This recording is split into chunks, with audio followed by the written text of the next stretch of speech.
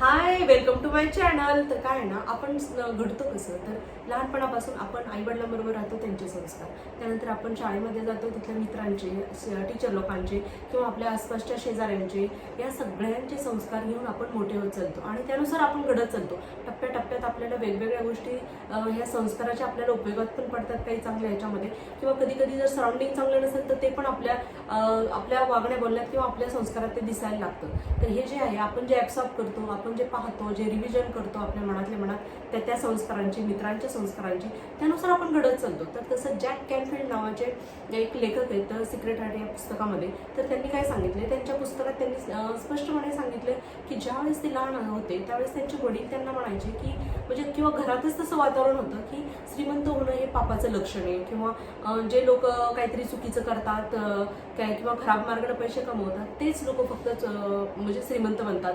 हे जे आहे की पैसा म्हणजे पाप, हे संस्कार त्यांना मिळत गेले आणि त्यानुसार त्यांना आहे ना मग त्यांचे विचार डेव्हलप होत गेले. मग त्यांच्या पण मनात असंच बसलं होतं त्या लेखकाच्या की अरे पैसा म्हणजे पाप, पैशाला आपण चांगलं नाही समजायचं किंवा पैसा असणं आपल्यासाठी चुकीचंच. आणि मग ते हळूहळू त्यांना की श्रीमंत बनण्याची जी प्रत्येकाला जी ओढ असते ती कमी होती थोडीशी. मग त्यांना एक लेखक भेटले, ज्यावेळेस त्यांची भेट डब्ल्यू क्लिमेंट स्टोन यांच्याशी झाली, म्हणजे ते त्यांच्याबरोबर काम करत होते यांच्याशी झाली. त्यावेळेस त्यांच्या असं लक्षात आलं, त्या क्लिमेंट यांच्या लक्षात आलं की यांना यांच्या विचार पद्धतीमुळं त्यांना त्यांच्या कामाची जी ऊर्जा आहे ती लावता येत नाही. मग त्यांनी त्याला सांगितलं की तू आहे ना, तुझं एकदम मोठं ध्येय असं निश्चित कर की जे ध्येय किंवा जे तुला मिळेल त्याने तू इतका आनंदित होशील की खूप जास्त आनंद तुला त्या दिवशी होईल. तर ते जे ध्येय आहे, मग त्यांनी विचार केला की माझं काय ध्येय आहे. तर त्यांनी स्वतः ते काय कमवायचे, तर कुठं $1000 ते डॉलर्स कमवायचे. तर त्यांनी विचार केला की मला $1,00,000 मिळू दे. आणि हे जे आहे त्यांनी जे मॅनिफेस्टेशन केलं किंवा त्यांनी जे इच्छा व्यक्त केली युनिव्हर्सला किंवा आस्क केलं युनिव्हर्सला की मला $1,00,000 मिळू दे. आणि हे $1,00,000 त्यांनी काय केलं, एक नोट बनवली, ती छतावरती चिटकवून ठेवली रोज सकाळी. आणि त्यांना असं सांगण्यात आलं, त्यांच्या ज्यांच्याबरोबर ते काम करत होते त्यांनी असं सांगितलं की तू काय कर, ते जे आहे तुला जे $1,00,000 कमवायचे त्याचे तू इमॅजिनेशन करत जा. रोज इमॅजिनेशन करायचं, रोज रात्री झोपताना आणि सकाळी उठल्याबरोबर इमॅजिनेशन करायचं. आणि ह्या पद्धतीमुळे काय झालं, त्यांच्या सतत ते मनातच राहिलं. पण 1 महिनाभर काही फरक नाही झाला, परंतु ते रोज मात्र करत गेले.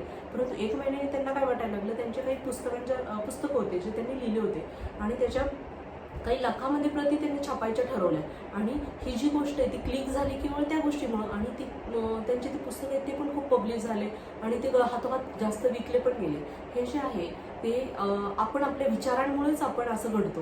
आपल्या विचारांमुळेच आपण बऱ्याच गोष्टी आकर्षित करतो. आपल्याला वाटतं की आपण काय थोडंसं कोणाला तरी नावं ठेवतोय किंवा कोणाबद्दल तरी चांगलं बोलतोय किंवा कोणाला तरी आपण प्रमोट करतोय, म्हणजे अरे याची मुलं खूप चांगली किंवा याचं काहीतरी कौतुक पण करतोय. ह्या सगळ्या गोष्टीतून सुद्धा वेगवेगळ्या गोष्टी पावर आपल्या बाहेर पडत असतात. तर नेहमी जर पॉझिटिव्ह राहिलं आणि नेहमी जर आपण चांगल्याच गोष्टी आपण जर बोलत गेलो तर नक्कीच आपण पॉझिटिव्ह आपल्या थिंकिंग बाहेर सोडतो किंवा आपल्या पॉझिटिव्ह व्हायब्रेशन्स बाहेर टाकतो. तर असंच आहे ना, म्हणजे माझ्याही बाबतीत ते झालं होतं. म्हणजे कसं, समजा माझं ज्यावेळेस D.Pharmacy झालं त्यावेळेला सगळ्यांना वाटत होतं की ही कशी मेडिकल चालवणार, ही तर कधी कुठं बाहेर पडलेली पण नाही. परंतु मला नेहमी माहिती होतं की नाही, माझ्या आयुष्यात नक्की काहीतरी चांगलं होईल, नक्की काहीतरी चांगलं आहे आणि काहीतरी खूप चॅलेंजिंग आहे. आणि तसंच झालं. म्हणजे माझ्या स्वप्नातही नव्हतं की मी मेडिकलचं शॉप चालवेन म्हणून, आणि ते पण इतक्या बेस्ट पद्धतीत चालवेन म्हणून. आणि मग काय झालं, मग शेवटी मी ज्यावेळेस माझं प्रोफेशन सुरू केलं, ज्यावेळेस मी माझं मेडिकल सुरू केलं, त्यावेळेला थोडंसं सुरुवातीला खरंच खूप त्रास झाला की गिऱ्हाईक आले तर भीती वाटायची, त्यांच्याशी बोलण्याची भीती वाटायची, आपण चुकतोय असं वाटायचं. परंतु नंतर हळूहळू मग त्यातून सावरत गेले, घडत गेले. आणि हे जे झालं ते केवळ आपल्या स्वतःच्या विश्वासामुळे झालं की नाही मी काहीतरी करू शकते, नाही मी करू शकत. आपण जर गिव्हअप केलं तर मात्र किंवा आपण जर मोठे स्वप्न नाही पाहिले तर ते येत नाहीत जवळ, ते आपल्या आसपासही फिरकत नाही. परंतु माझ्या म्हणजे इतके संकुचित फॅमिलीमध्ये राहणारी होती ना की मुलींनी बाहेर पडू नये किंवा मुलींनी खूप काही करिअर करू नये.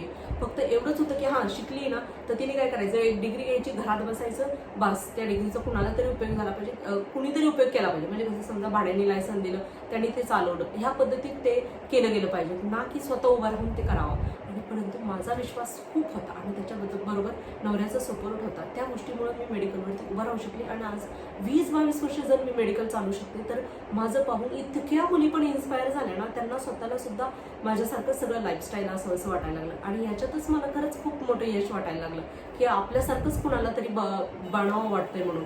परंतु मी मात्र खरंच म्हणजे स्वतःला जसं त्या लेखकांनी केलं ना त्या पद्धतीत मी स्वतःला नेहमी सांगायचे. कितीतरी डिमोटिवेट होणारे माझ्यावरती प्रसंग आले, परंतु मी स्वतःला सांगायचे नाही, मी याच्यापेक्षा वेगळी आहे, मी याच्यापेक्षा वेगळी आहे, मला वेगळं काहीतरी करायचं आहे, मी करू शकते, मी करू शकते. आणि तसंच कोरोनाच्या काळात सुद्धा आमच्यावरती तसा प्रसंग आला, सगळे कामगार सोडून गेले. आता काय करायचं म्हणून हा प्रश्न पडला होता. परंतु एक वेळ अशी आली की नाही, मला काहीतरी चांगलं करायचं आहे, मला काहीतरी लोकांसाठी करायचं आहे. अशी वेळ आली आमच्यावरती. म्हणजे इतके लोक आजारी, इतके लोक आमच्याकडे आशेने पाहणारे, आणि त्यांचे चेहरे पाहून, त्यांचे पाहून मला म्हणजे सकाळी 7 वाजता मला मेडिकल उघडावं लागायचं आणि दुपारी 2 पर्यंत मी तिथेच असायचे. आणि हे जे आहे ते मी केअर करून, स्वतः केअर करून सगळं केलं होतं म्हणजे.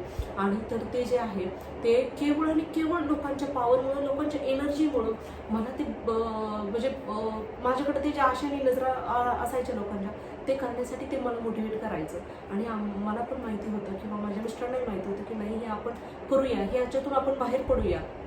आणि अशा पद्धतीत आम्ही कोरोनामध्ये सुद्धा म्हणजे लोकांच्या आशेला उतरतील असं काम केलं होतं. तर हे जे आहे हे केवळ आपण आपल्या विश्वासामुळे होतं किंवा आपल्या स्वतःवरच्या विश्वासामुळे, आणखी आपण पॉझिटिव्ह राहिलं या गोष्टीमुळे होतं. आणि खरंच आहे की आपण जर मनामध्ये पॉवरफुलरित्या किंवा खूप मनापासून जर आपण गोष्ट ठरवली ना की मला ती पाहिजे, किंवा मला माझं लाईफस्टाईल असं नाही तर हे असं आहे, आपण इमेजिन केलं तर आपले त्या दृष्टीने पावलं पडायला सुरुवात होतात. आणि मला माहीत होतं की मला पण कुणीतरी चांगले मुलं भेटतील कामाला. आणि त्या पद्धतीत 2 मुलं खूप चांगले मला भेटले, ते आजपर्यंत माझ्याकडं कामाला आहेत, माझं मेडिकल चालवतात. म्हणजे कामाला म्हणण्यापेक्षा ते माझे मदतनीस आहेत. आणि तर ते मिळाल्याबद्दल देवाचे पण खरंच खूप आभार की मला इतके चांगले लोक माझ्या आयुष्यात देतोयस, आणि इतके चांगले लोक माझ्या मार्गात मला पाठवतोयस की त्यांनी मला पुढे जाण्यासाठी एनर्जी मिळते. तर त्याबद्दल पण देवाचे खूप खूप थँक्यू. आणि आपण देवाला पण थँक्यू म्हटलं पाहिजे, प्रत्येक आपल्या गोष्टीसाठी थँक्यू म्हटलं पाहिजे.